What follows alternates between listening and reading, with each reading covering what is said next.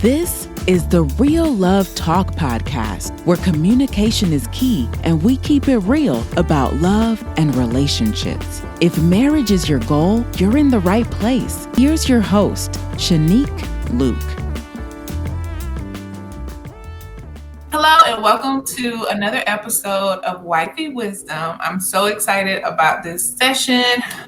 We've actually had a little bit of technical difficulty, but we're pushing through it. Bethany is being patient with me, so I appreciate her.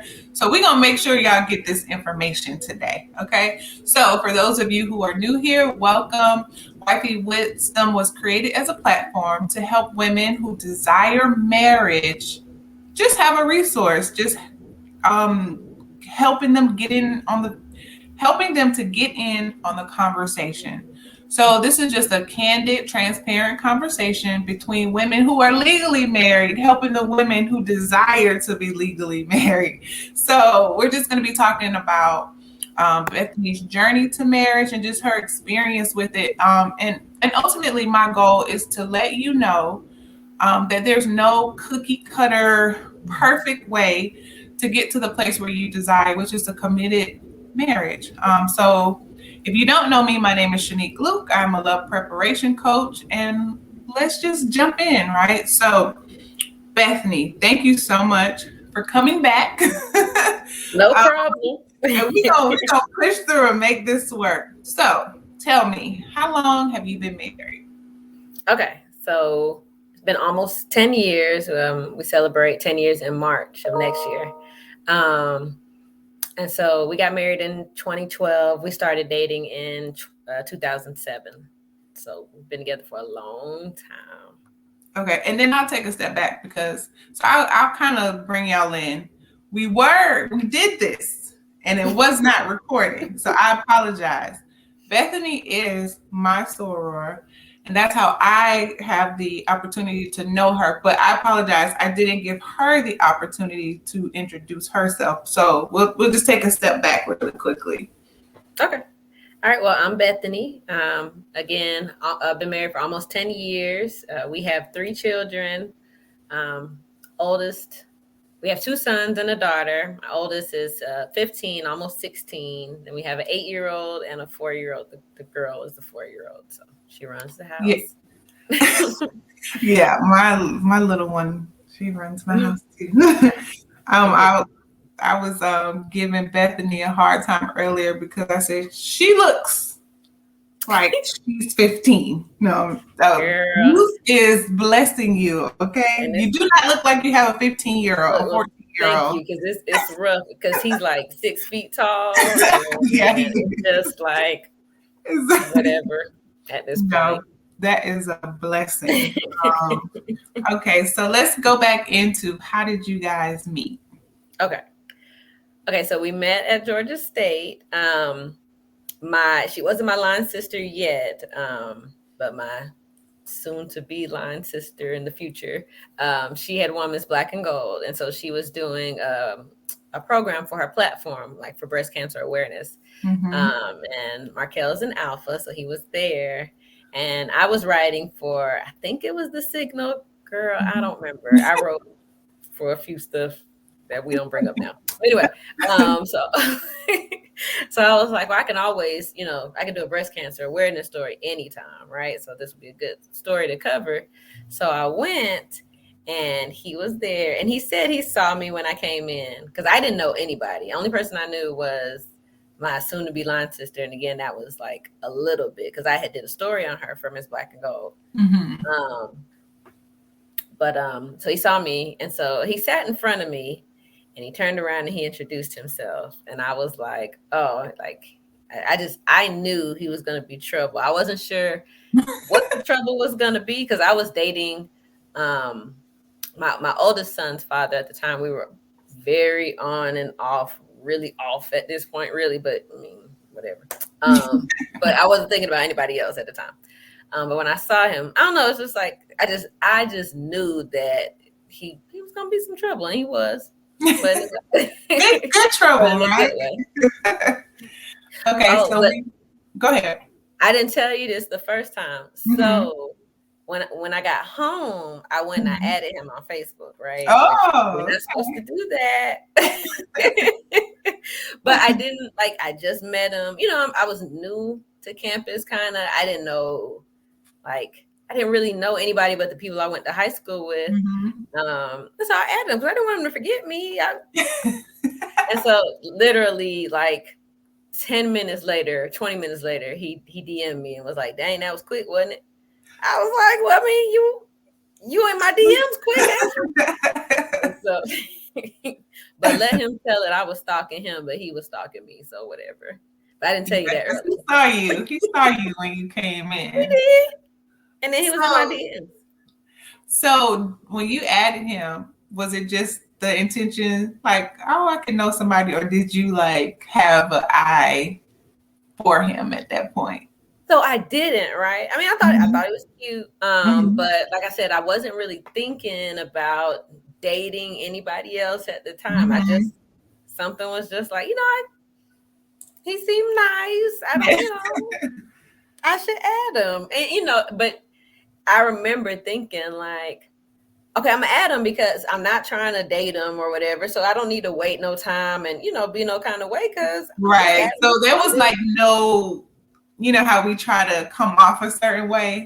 You didn't have that because you were just thinking, okay, well, I know someone's face now. Right. I was like, this is nothing. Let me just add him real quick. And then when he said it in my DMs, and I felt some kind of way, he was like, oh, that was quick, wasn't it? So when you saw him, okay, now I didn't ask this the first time, but when you saw him, like, were you like immediately attracted? So yes, I was. Okay. Like I wasn't thinking like, you know, I'm gonna make him my man or nothing, but I definitely thought he was cute. He definitely, you know, fit my type because I like nerds. He's a nerd. A cute nerd with his, you know, with his head on right. And then he didn't have the glasses on then, but he had them on. Like at some point when I realized he wore glasses, I was done.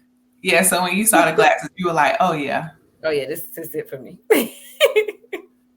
So you talked about his personality, like him having a really big personality before. Now, did that intimidate you to make you feel like he's not really like the type? Like, okay. So he's definitely the most extroverted person I have ever dated ever in my life. I always went for the quiet guy and the quiet nerd in the room. I don't know. I like finding out who people are or whatever, you know, without anything preceding them or whatever. But him, like I said, he's a nerd, but he's very much he loves people.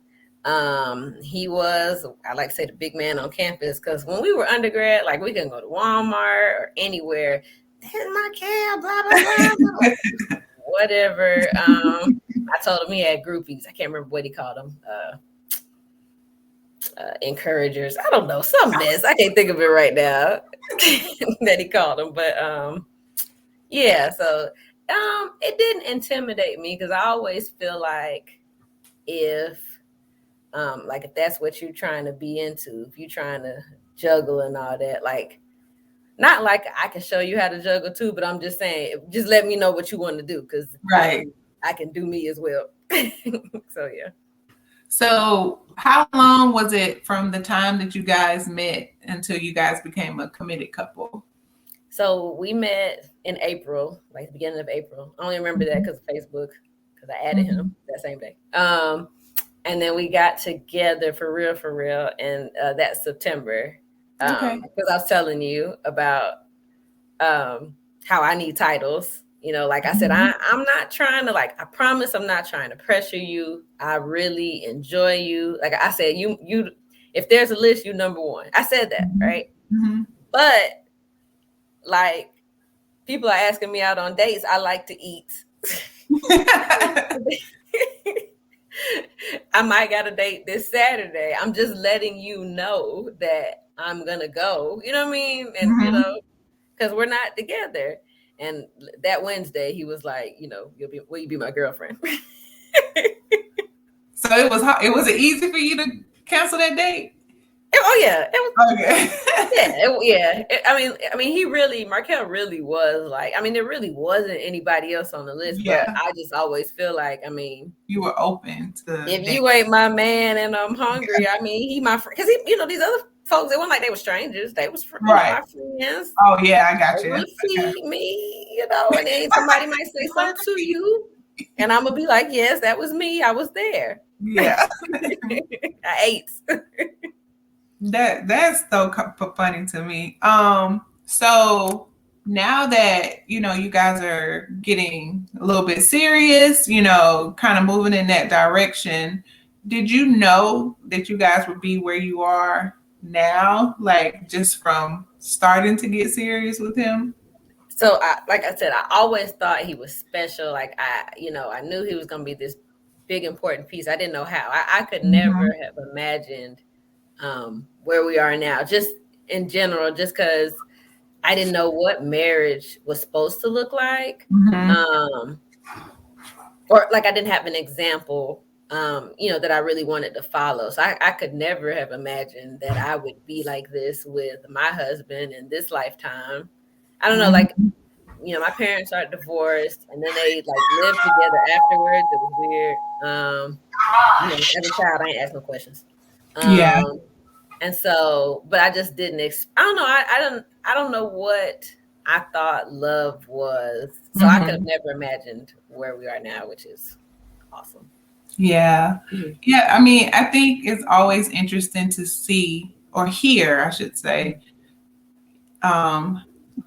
your perspective as the woman, from the beginning versus where you are. So it's always interesting. I love to hear the stories like, no, I wasn't paying attention to him, or yeah, I had my eye on him, and then you turn around and it's like 15 years later, years, and you know what I mean? You have this beautiful family. So it's always good to like reflect and be like, I remember, like you said, I knew there was something special about him.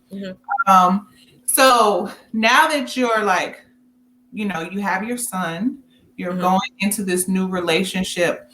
Was there any challenge with you guys as you became this committed couple, especially with having a son before you guys were together? Did you have any struggles through that transition? So it was definitely different. I had never really expected to be with anybody else, because in my mindset, I just was like, I'm gonna be with my son's father. We're gonna make this work for 18 years. We ain't gonna be in love. We're just gonna be together. And then after that, I'm gonna go and do my thing. Literally, that was my real thought. I missed that part. I didn't think you could date. Like, I was like, oh, I got a child. Like, nobody else gonna want me. This is just what I thought. And I was young, and I just, it wasn't even like a this is a depressing thing. I just thought that's what it was. I really did.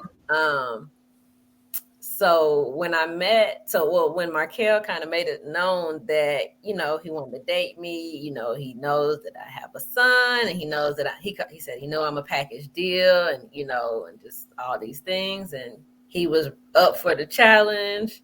Or I don't think he said up for a challenge, but just something like that to let it be known that, like, I'm not trying to be friend zoned. Then we really got serious. So, on campus, I didn't have my son, and I would see Markel. So that's kind of where a lot of our dating happened on campus, hanging out in between classes, stuff like that.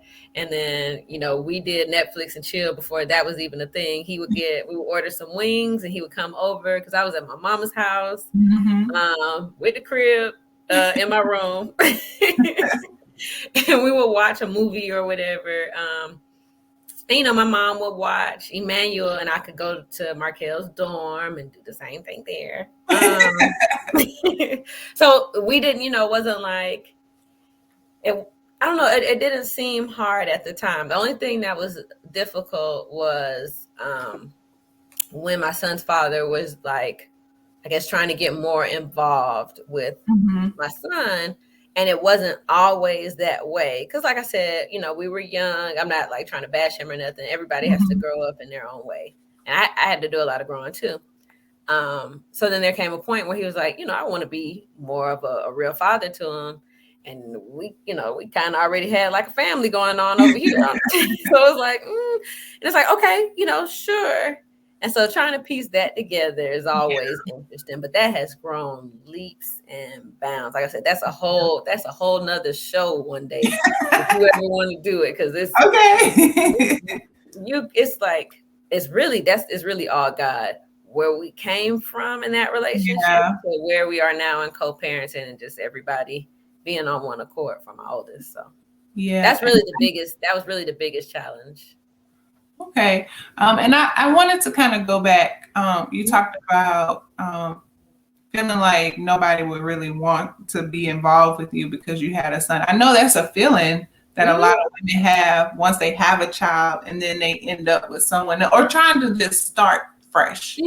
What kind of advice would you give someone who may be struggling to feel like, because I've heard it before, what kind of advice would you give someone who has a child and wants to get to start dating? Girls, men out there. It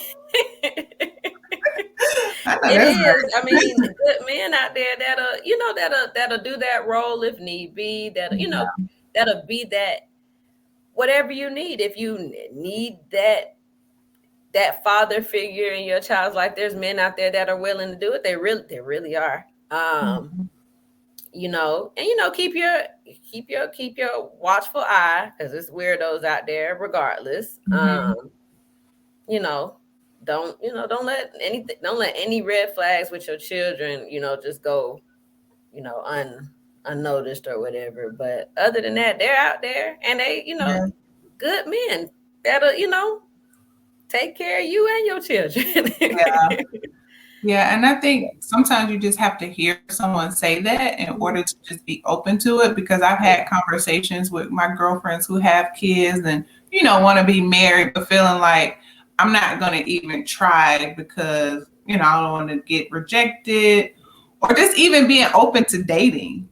Like, I know people who haven't dated, like they're like 15, 16, and they have not dated since they were with their father. Yeah. So I know that's like a hard place to kind of move from. So I'm glad that, you were able to just be open to it. That's encouraging. How important was your relationship with God during the time that, you were, in the preparation season for marriage, just you as an individual? So it's funny because I didn't say this the last time and I thought about it afterwards. So I had my baby, before marriage, whatever, fornication, right? So I always thought that was my sin. Like, that's the sin on my forehead, right? Yeah. And again, I didn't grow up in the church. My parents felt like they did enough church for all of us kids. So when I tell you we never went, I probably went with my grandpa and my grandma, maybe like a few times. So when I was grown, I really wanted to know God, and I did. I got to know him for myself, which was fantastic. And that was really around the same time me and Markel got serious. So it kind of nice that went together. But at the same time, so my biggest thing was fornication, right? I was like, okay, look, I'm gonna be abstinent. Like, I'm gonna give it up.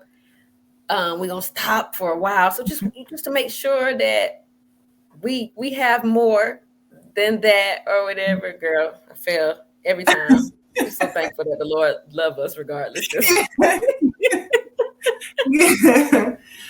But that's important to it is just to say, you know what I mean? Because it's such a, we're not supposed to, it's so taboo. We're not supposed to talk about it, but these are actual things that people feel and experience. So you have a child, you feel like you said that stamp was on my head and you carried it, honestly, I thank God for Markel because he didn't care. It didn't bother him. He loved you and he loved your son. And it was like, that doesn't define her.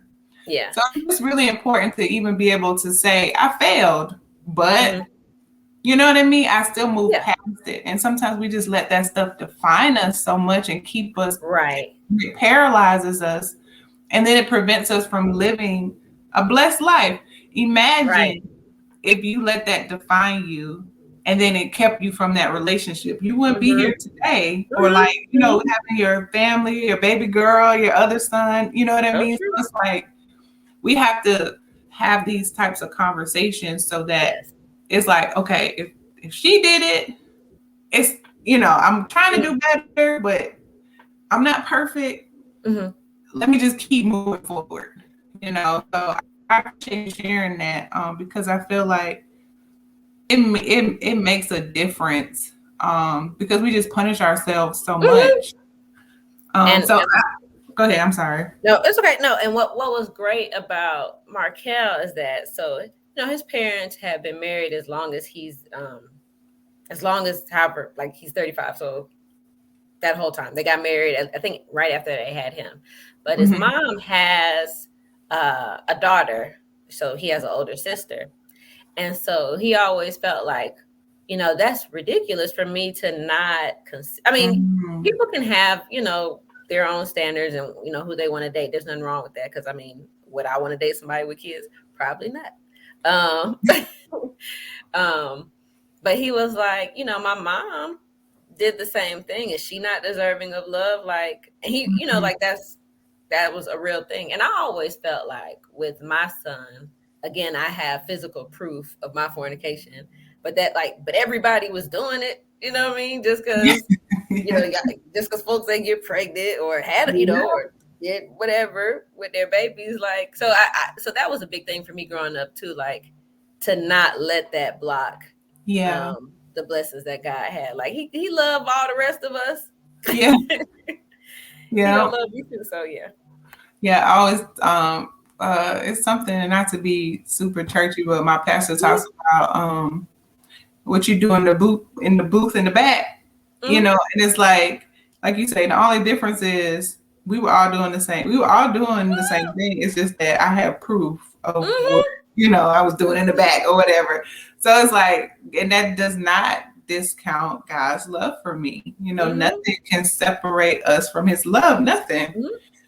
But we allow, it's us and the things that we experience.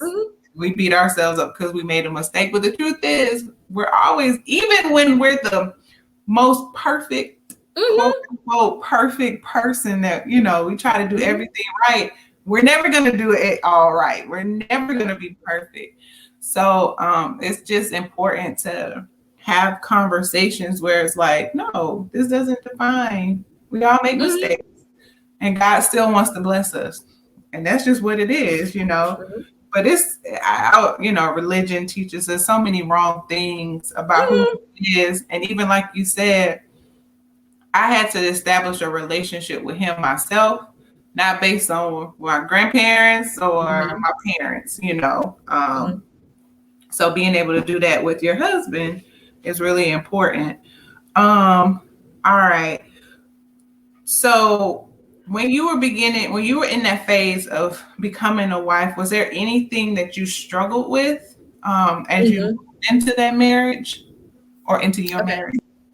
So, so my mom raised me to be very independent. She was raised the same way. So I always say that, my brothers have that as a baby boy syndrome where the moms love on the sons and just go real hard with the daughters.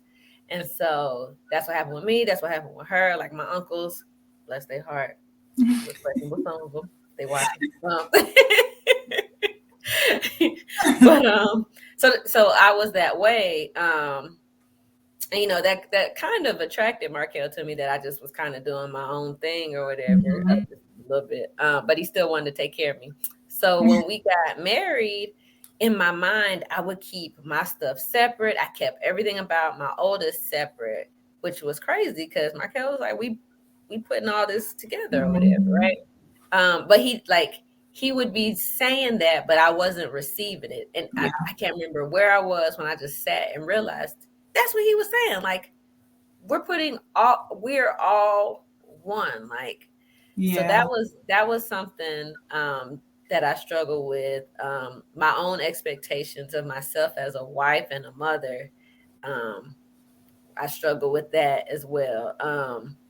So when we had our first son together, my second son, a lot of that came into play because it was like, well, I know I don't necessarily want to be like my mom. She was like a workaholic, which you know that was her thing. I'll take care of. But his mom was the same, but she also took care of the house like crazy. Like I don't know how she. And so I was like, is that what he's expecting me to do? Like take care of this baby, work, keep this house clean, and that first of all, that just ain't gonna. It wasn't gonna happen.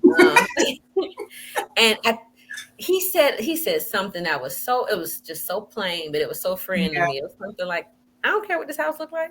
Something like that. Like, like I care about how you feeling or something. Just, it was real basic. It wasn't meant to be this deep moment, but it just made me realize I'm putting these expectations on myself. I'm driving myself crazy, trying to make myself be something I'm not. I can just be the best whatever I can be. And so that once I realized that, I just feel like a lot of things was different. I really felt more free. Yeah. It's always those simple things that you're like, huh. You like hear it differently and just, okay. Right. Like I received it today. Yeah. You were saying it all week. Yeah. That's funny. Like you say, sometimes you just hear things differently, and it's like thank God for freedom, right? Release. And I think I'm going through that phase right now and I think it's just like you just want to be a good parent. You want to do things right. Like you said, I didn't want to be like my mom. So now here you are trying to just correct. And that it puts so much pressure on you for no reason. No one else is saying it. Yeah. We beat ourselves up so much. So I think I'm going through that right now where I'm like, okay, it's okay. The living room doesn't always have to be clean. Girl, it won't be. He's up in here. I was just like, girl, do not pop up because you're going to get what you're going to get. I remember I cleaned up one time. My mom was like, oh, y'all got a maid. Y'all don't order the service. First of all, I cleaned up. I didn't do it often, but I did. But she was being funny. Like, oh, this is nice. No, this is what this room look like. I tried to. When I get to it, them kids' grades, they look good. Okay, they fed. I talk to them. Okay, we can't have both. Okay. Do you want to be smart or do you want your room clean? Okay, what's important here? Listen, I'm new to this and I'm learning, so I'm taking notes, okay? Because I'm like, these kids don't play fair, okay? No, they don't. Because they don't really care. They care, but they don't really care. Because they're like, take care of me. I ain't asked to be here, right? But you can't pour from an empty cup. Like you always got to take care of you first, and then you'll be a better person. You'll be a better wife. You'll be a better mother. Everybody benefits when you are where you need to be. Yeah, I had one of my really close friends, and she got married when we were like 25. I didn't get married until I was 37, and so I remember looking at it now was a luxury and a blessing, but his parents and her parents would take the kids every weekend. So like she always had, like they would rotate, every other weekend. So on the weekends, they were always kidless or kid free or whatever. Yeah. And at the time, I remember like being not judgy, but judgy. Like, dang, girl, you ain't never got your kids on the week or what, like that. And she's like, oh, I need to give them, have them spend time with their parents so I can reset. Yes. And be a better mother. And I never looked at it that way. And I think, your eyes as a single woman, because you seek this perfection, especially coming into it, right? I think it's always those first couple of years where you try to show up as this woman that doesn't exist. Don't. She's not happy if you do. Right. And I think that's your perception as a single person as well. Because you don't really know until you're in it. But I was like, look, as an outsider looking in, I'm like, how does she do that? But now it makes sense, right? Because you can't. You need a break. You need to be able to, just focus on yourself. And I don't think we don't see it. I know we don't see it when we're on the outside looking in. We're just so focused on trying to be married and trying to get there that we don't understand how much of a blessing it is to just focus on yourself. Yeah, you know what I mean? It really is. And I feel like I didn't do that until, like, for real, until the pandemic.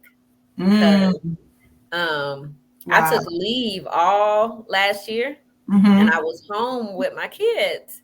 And I just felt like God was like, no, you finna get everything you wanted to take care of. You want a personal trainer online. You want to get therapy. We're going to get you a therapist. Like, all these things was happening during that time. And I'm like a totally different person now. That's amazing. Yeah. And it was just really a time where I got to reflect on myself. Why do you think this way? Why are you, why are you like this? Why do you like these things? Why don't you like these things? Why do you speak up and don't speak up for this? And just, but basically what you said, just taking care of yourself it really is a luxury. Everybody really benefits from that. Yeah. And like you said, like because you had your son when you were young, you never really had the chance to really identify who you were as an individual. And you know how many times I've been asked that question, like, what do you like to do outside of your kids or something like that? Or, who are you before you were mom? Child, I don't know. Valedictorian of high school. Yeah. I didn't have that time at all. Like, I had my freshman year and I was at UGA. Girl, living my life. I don't know what I wanted to major in, like any other freshman. Yeah. And then I became a mom, and then it was just like, well, okay, we got to make sure that he's right, and I'm gonna still stay in school because I'm good at school. I can always do school. School is my thing. I can keep a scholarship. But I didn't really know who I am, and even now when people ask, I'm like, I'm still learning. There's still things I learn about myself, and it's fun. Yeah, and that's a beautiful thing. I think we don't have to put a time limit on getting to know who we are. It's an ongoing process, forever learning.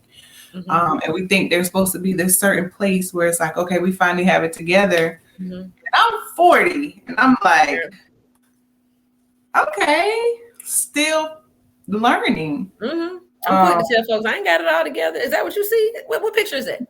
That's the thing. Oh my God, we just talked about this. The pictures is like you see you with your husband and your kids. It's like, man, I want that. Or she looks pretty and she looks happy, and it's like that's all people see, but you don't really know what's going on. What is she battling? What is she struggling with? Whatever. I think this, for me, the last couple of months have been the hardest time of my life. Like, I cry all the time. You know what I mean? And of course, I'm not posting pictures of me crying. Of course, right. You're not gonna see those pictures. You're gonna see the one where, for the most part, I got it right. My angle good. It's gonna work. Like, okay, because I use me a good filter. Okay, I'm like, which one of these got lashes? And it's okay, you know what I'm saying? But I think when we start to lie to each other, and that's the whole purpose of these conversations, is because people lied to me and they said their life was perfect when they got married. And then here I am trying to get here, fighting to get here, thinking that life was going to be easy once I walked down the aisle. And it just, it was like, everything is exaggerated afterwards. Everything. So, all that stuff come back. Yeah, it's like when I had Gabrielle, all of my issues amplified everything. Mm-hmm. Things were coming up that I wasn't even trying Mm-hmm. to. And it's like, wait, hold on. This was supposed to get easier. I found the love of my life. I had the beautiful wedding. What happened? I think the ish hit the fan after the wedding. Like in a not in a bad way to reflect my marriage, but it was like my perspective changed. You know what I mean? Like you see things so differently because now you have people you're responsible for. You know what I mean? Okay. So That's real. That is very real. And not to say like people, I think people think when especially when married people say that, oh, that means, oh, then it must be hell. Oh, he cheating his ass. I mean, he cheating. I'm sorry, he cheating or somebody getting abused. Like, no, just life in general. Still learning about you. Him still learning about him. Us learning how to be together and parents and all that stuff. That's still real. You know, and it's great to have somebody that I'm crazy about to sleep next to and wake up next to and to have, to be on each other's team. All of that is amazing, but that doesn't mean that we ain't still over here figuring stuff out day to day, moment to moment, so. Absolutely. Yeah. Thank you for that. So I just appreciate that honesty. You know what I'm saying? Like, because I just feel like that's the one thing that single women need to hear. Because when a man shows up and he doesn't look perfect, and he's offering you everything that you've been praying for, maybe you should just be open. Now, I'm not saying to settle, but I think we bypassed so many good guys, so many fantastic men talking about his shoes ugly. I had a cousin. You can buy him some new shoes. I was like, you don't like how he dressed. You could buy him a whole outfit. Listen, let me tell you something. You know why? Do you know why the man looks better when he gets with a girl? Hello. It's like he didn't look like that before he got a girlfriend. You know why? Because she be like, nah, you need to wear this color. Right. No, that don't like, you know what, this don't look good. And then other girls be like, dang, he did come up. Exactly. Yeah. Exactly. But no, you're right. It's not settling at all. It's you want those important things, the way he's gonna treat you, be attracted to him, Yeah, of course. By no means are we saying. Right. Don't close your eyes and stuff, but be attracted to the main things that are really important, like take that. And and the things that can actually be worked on, on those. But big character flaws, don't do that. Okay, right, exactly. Like we're not telling you to ignore the red flags. Right. But definitely the things that really don't matter and that can be changed. I just see it all the time. Oh, I don't know about this. And it's like, how does he treat you? How do you feel when you're with him? Do you feel valued? Does he tell the truth? Are you attracted to him? You know what I mean? Like other things we can work through, my credit was not good when I met Mario, but Mario taught me things about it. And now my credit is like A1. So it's like, if he would have considered that, then we wouldn't be together. Exactly. But you talking about his credit can change. You know what I'm saying? So it's like, of course, allow him to be a man, allow him to do the things necessary just in a relationship as a man. So I'm not saying to take those things away from him. Right. Because we try to lead a lot. But I'm just saying that, pay attention to what's important in the long run. Right. This, honey, that credit, listen. It's true. We can pay off a balance. We can get a collection, whatever. We can get it removed. So, and who knows, maybe you were put in his life to help him with that certain thing. That may be a strength because you share your weaknesses and your strengths. You build each other up.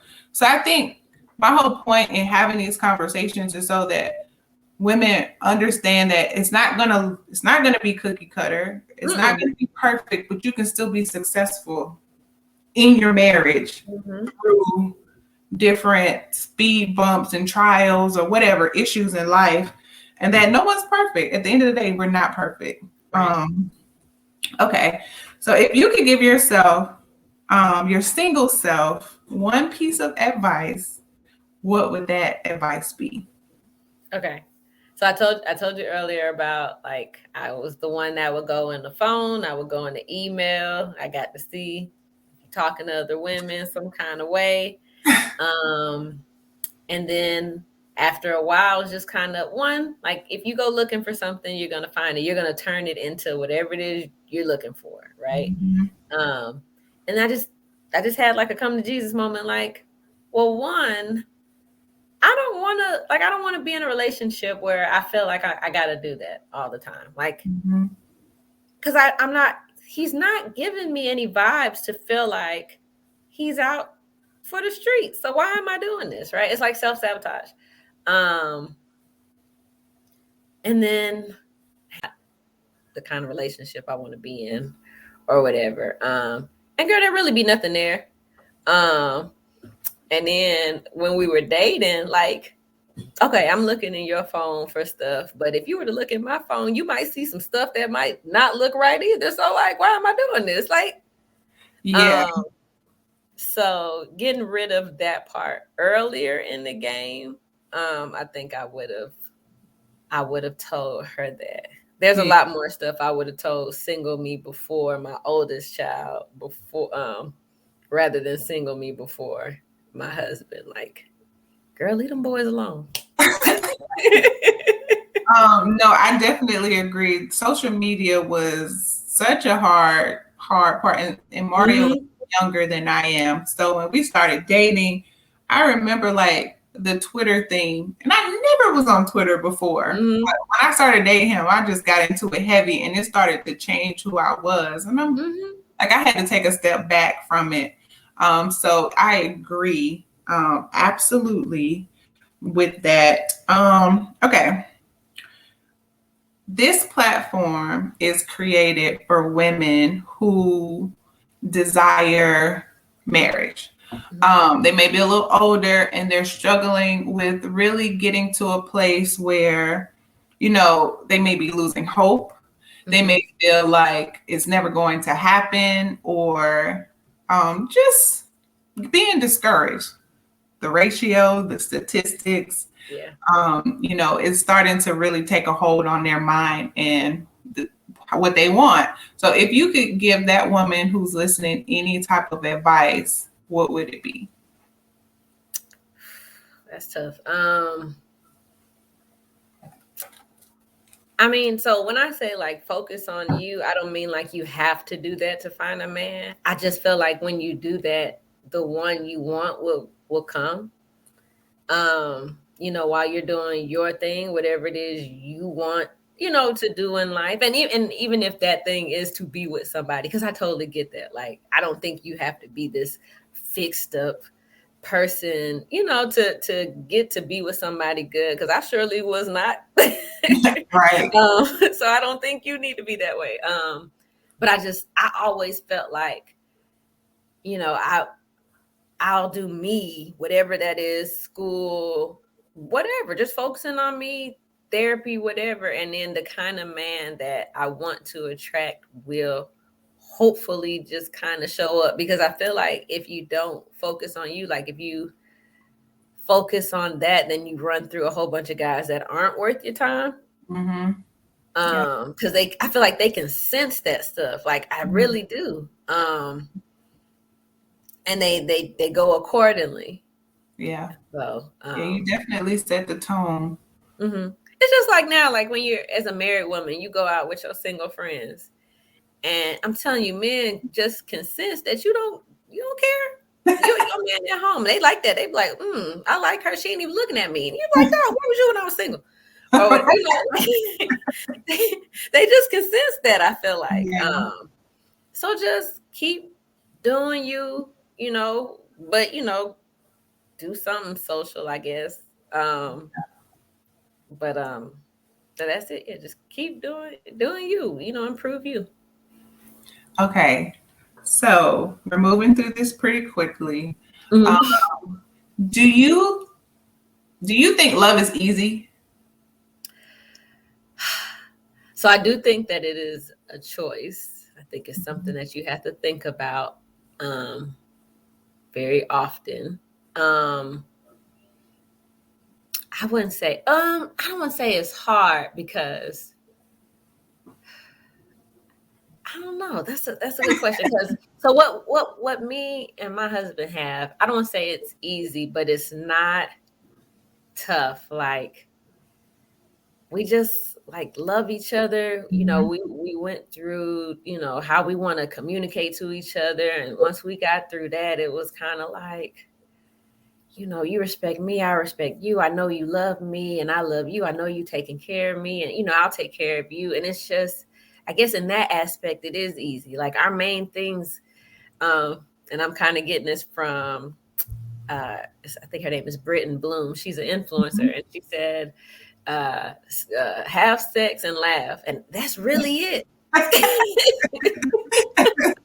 That's what we do. Like nobody hear that. If you want me to come out with the scripture, I don't have it. Have sex and laugh and just do that. And I'm sure there's other things, you know, but it is easy to some extent with him. Like it's just, I don't know how to describe it. It's something that you have to. It is something that I work on. That I think, you know what? Let me make sure I'm asking him about his day. Let me make sure his love language is touch. Let me make sure I'm touching him, even though that is not mine. Like you can touch me, but I'd really rather you wash the dishes, and he knows that. Okay. I like service, right? And just keeping that in mind. I don't know. I just feel like when you find the right one, like a lot of that extra stuff, you don't even got to worry about. Or when you find the right one and you're kind of in a good place mentally, it's not too hard, you know? So. Yeah. But if you say have sex and laugh, it's like a combination of y'all's two love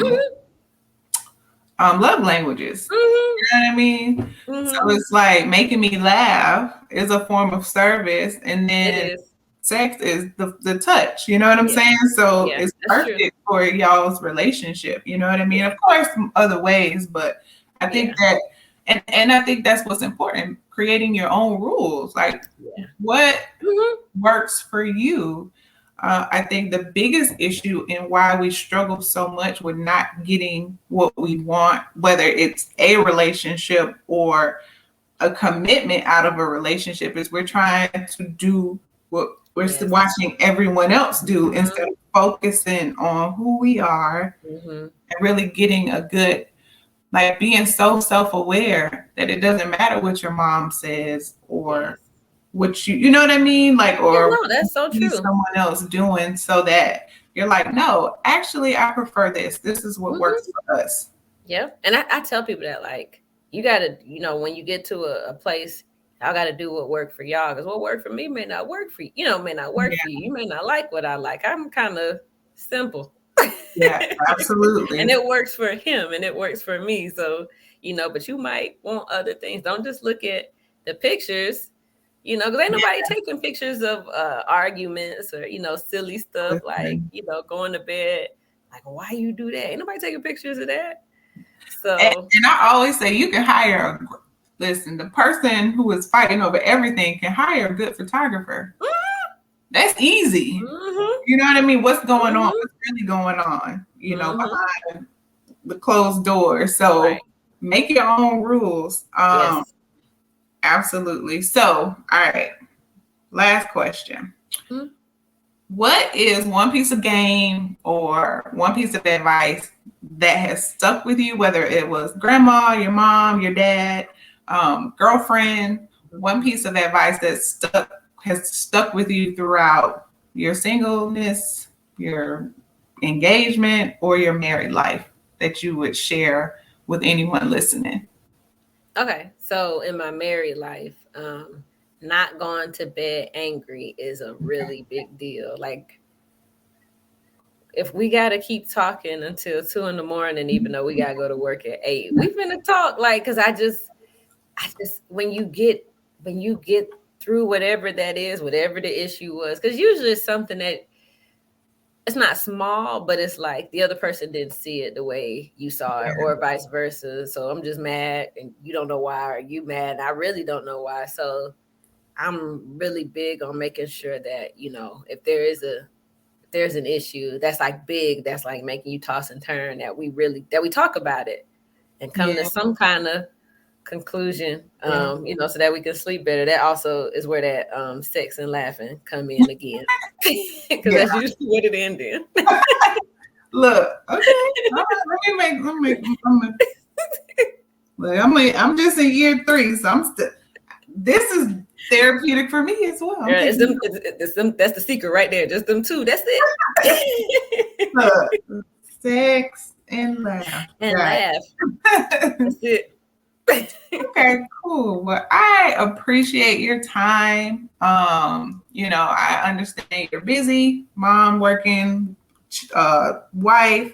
So I really appreciate your time. I appreciate you being transparent and just creating more of a safe space for the women who are watching. So thank you so much, Bethany. And for the ladies out there watching, just understand that what you desire is not too much. If there is someone telling you it's too much, they're lying. Okay. You know, wanting to be desired, wanting to be loved, and most importantly, wanting to be committed to is something that is valid. So if you're questioning that, I want to validate your desires right now, because we were both there. And there was someone who was willing to, you know, meet our needs and continuously work with us in order to just, get through life, get through the day-to-day or whatever struggle. Like, it doesn't have to be such a hard pull, or what's the word I'm looking for? It shouldn't have to be a struggle to ask someone to meet you halfway. So, you know, I always declare and decree that this is going to be the best week of your life, and to always just get God involved. And most importantly, be self-aware. Understand who you are in your relationship, and just be willing to wait for the person that's willing to fight for you every single day. So don't forget to like and subscribe. And thank you so much for joining us. And we will see you on the next episode of Wifey Wisdom. Thanks for joining us. Thanks for having me. You're welcome. Thanks for listening. We hope you enjoyed the episode. Make sure you follow Shanique on Instagram and Twitter. You can also follow her on Facebook for love and relationship advice. Be sure to join us next time.